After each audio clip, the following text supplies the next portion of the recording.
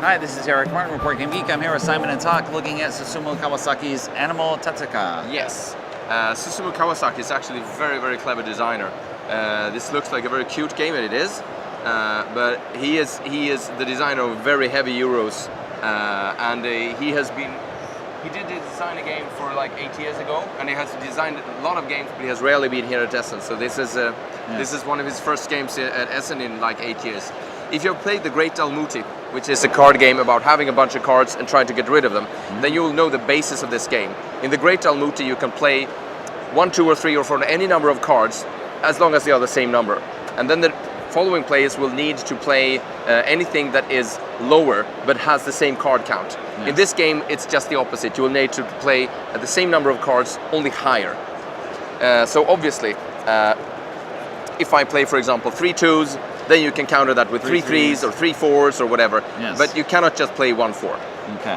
What is different with this game, or what is special with this game, is that each of these 4 decks, they are unique and they are preset, and they actually have a slight, I don't know if you can see this, but they have a slight different card distribution. That's right. Here. This is open information to everyone, so you know how many 1s and how many 2s, 3s, 4s, 6s, 7s, and 8s and 12s and kings that they have.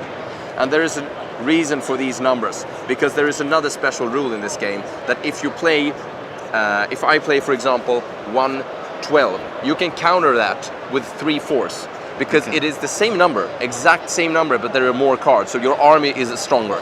And then Tack can counter that with 4 3s, because that is even more. So you'll need to keep track of this, you will need to count the cards, and you have special cards that you will get that can count as 2 2s. This can count as a 3 or a 4 or a 6, depending on what you want it. So it is a variant of Great Dalmuti that is much more gamey. It is easier to know what the opponent has, because it's not randomly distributed, and it is much more tactical. It looks very, very cute, and it's easy to play, but there is much more to the game than the packet actually says. Right. And there is a little randomness, because you only get 10 of your 16 cards in hand. Yes, exactly. So you don't know, it's more, can Simon beat me? Does he have all his 4s? Yes, exactly. We're going to do it here. Yes. Yeah, so there's a slight randomness. You can't absolutely just count the cards, but you can know at least the probabilities. Yes. That you know that, for example, the yellow player will never have more than 1 8, unless they have a strange special card.